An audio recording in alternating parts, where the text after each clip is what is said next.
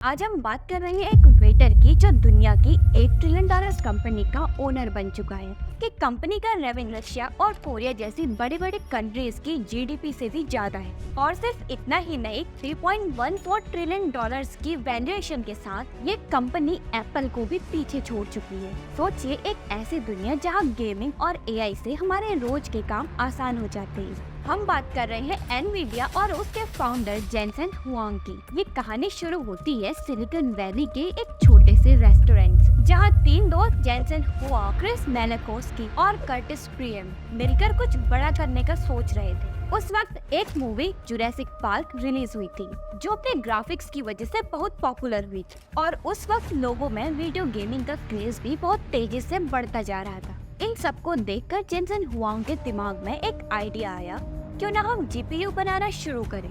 आज Nvidia $3 trillion की valuation के साथ मार्केट कैपिटलाइजेशन के मामले में दुनिया में दूसरे नंबर पर है। और इस सब के पीछे बस एक नाम है, जेनसेन हुआंग। जेनसेन हुआंग कहते हैं, हमारा विजन सिंपल है, push the boundaries of technology and change the world. चलिए जानते हैं कि कैसे एक विजन ने दुनिया को बदल दिया। कहानी के हर पेज को पलट कर देखते हैं, कैसे एक वेटर ने अपने सपनों को हकीकत में बदला और दुनिया को दिखा दिया कि कुछ भी इम्पॉसिबल नहीं होता।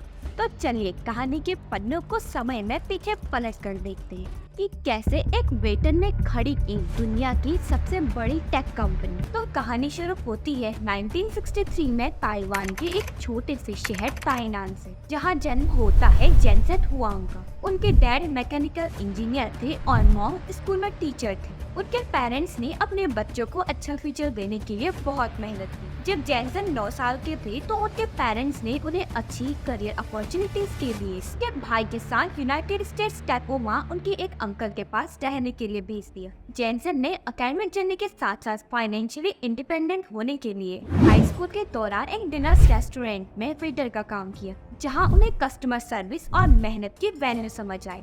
ये एक्सपीरियंस उनके कैरेक्टर और वर्क एथिक को बनाने में बहुत हेल्पफुल रहा। इमिग्रेंट लाइफ ने उन्हें रेजिलियंस और डिटर्मिनेशन सिखाया, जो उनके करियर में आगे चलकर बहुत काम आया। हाई स्कूल की स्टडीज कंप्लीट करने के बाद जेनसेन हुआंग ने ओरेगोन स्टेट यूनिवर्सिटी से इलेक्ट्रिकल इंजीनियरिंग में बैचलर्स डिग्री हासिल की। कॉलेज के दौरान उन्होंने एकेडमिक्स पर फोकस करने के साथ साथ प्रैक्टिकल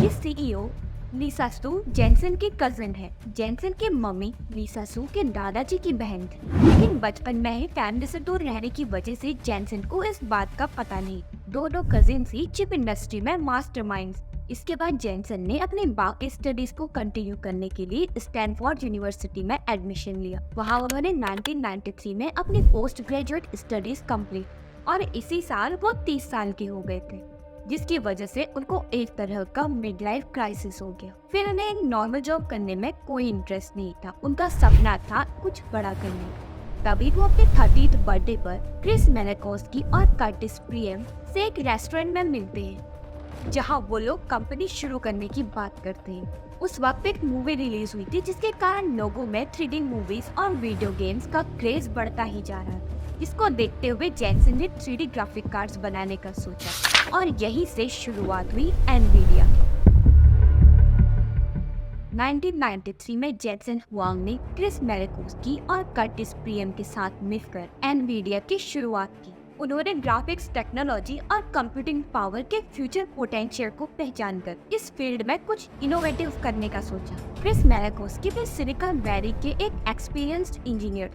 उन्होंने भी एनवीडिया से पहले NSI लॉजिक में काम किया था, जहां उनकी मुलाकात जेनसेन हुआंग से हुई थी। मेलेकोस्की ने यूनिवर्सिटी ऑफ फ्लोरिडा से इलेक्ट्रिकल इंजीनियरिंग में डिग्री हासिल की। कर्टिस प्रियम एक और एक्सपीरियंस्ड इंजीनियर थे, जो सन माइक्रो सिस्टम्स में ग्राफिक्स चिप डिजाइन का काम करते थे। उन्होंने विंगहैम्पटन यूनिवर्सिटी से इलेक्ट्रिकल इंजीनियरिंग में डिग्री हासिल की। कर्टिस ने एनवीडिया शुरू करने से पहले भी ग्राफिक्स चिप डिजाइनिंग में सिग्निफिकेंट कॉन्ट्रीब्यूशंस दी। एनवीडिया की शुरुआत जेनसन के घर के एक छोटे से ऑफिस से हुई थी, जहां उन तीनों ने अपने इनोवेटिव आइडियाज पर काम करना शुरू कर दिया और जीपीयू इंडस्ट्री की फर्स्ट हाईली ग्राफिक चिप बनाई।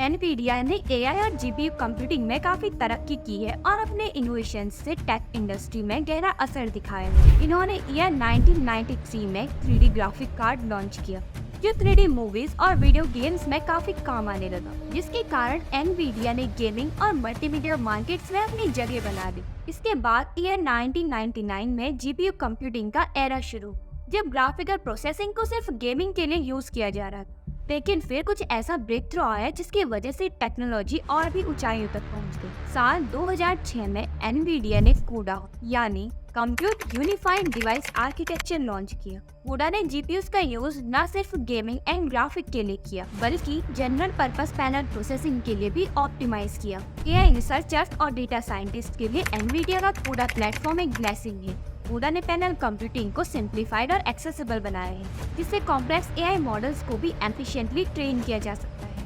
साल 2012 में एनवीडिया ने एआई के फील्ड में एक बड़ी इनोवेशन की। पहले जहां एआई और मशीन लर्निंग के टास्क सीपीयू पर ही डिपेंड करते थे, अब CUDA के आने से ये टास्क जीपीयूज पर रन होने लगे हैं, जो ज्यादा फास्ट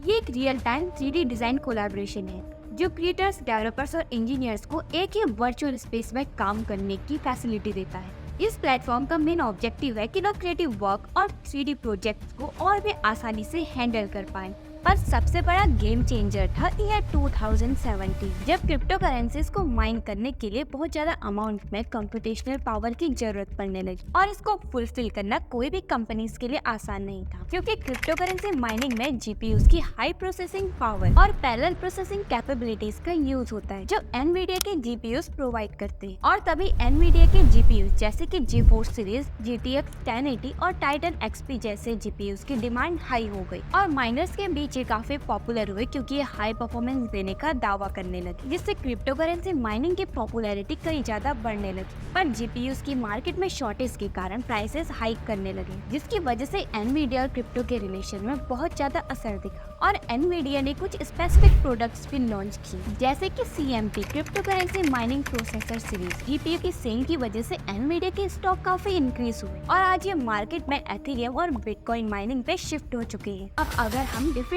इंडस्ट्रीज की बात करें तो दुनिया में एक नाम सबसे ऊपर है, एनवीडिया के पावरफुल जीपीयूज ने गेमिंग इंडस्ट्री को एक नया रूप दिया। उनका GeForce सीरीज गेमर्स के लिए dream come true, but high frame rate, smooth game play और रियलिस्टिक ग्राफिक्स सब कुछ एनवीडिया से ही पॉसिबल हो। आज के जमाने के पॉपुलर गेम्स जैसे cyberpunk, call of duty and GTA में जो अमेजिंग ग्राफिक्स आप देखते हो, उसके पीछे भी एनवीडिया की कटिंग एज टेक्नोलॉजी ही है। लेटेस्ट टेक्नोलॉजी ने गेमिंग को और भी ज्यादा रियलिस्टिक बना दिया। फाइनल में रिफ्लेक्शन, शैडोज की डिटेलिंग और 3D इफेक्ट और आर अमेजिंग, मतलब बिल्कुल रियल जैसा। बात करें एनवीडिया की इनोवेशंस की तो DLSS यानी deep learning super sampling gamers lower resolution में भी हाई क्वालिटी ग्राफिक्स को एंजॉय कर सकते, वो भी बिना परफॉर्मेंस लूज। इस तरह से एनवीडिया ने अपनी पावरफुल जीपीयू जीपीयू से गेमिंग इंडस्ट्री में रिवॉल्यूशन ला दिया। गेमिंग का फ्यूचर पहले ही ब्राइट था और एनवीडिया उस फ्यूचर को शेप दे रहा है। एनवीडिया के पावरफुल जीपीयू सिर्फ गेमिंग में ही नहीं बल्कि एआई और मशीन लर्निंग में भी गेम चेंजर साबित हुए। लेकिन जीपीयू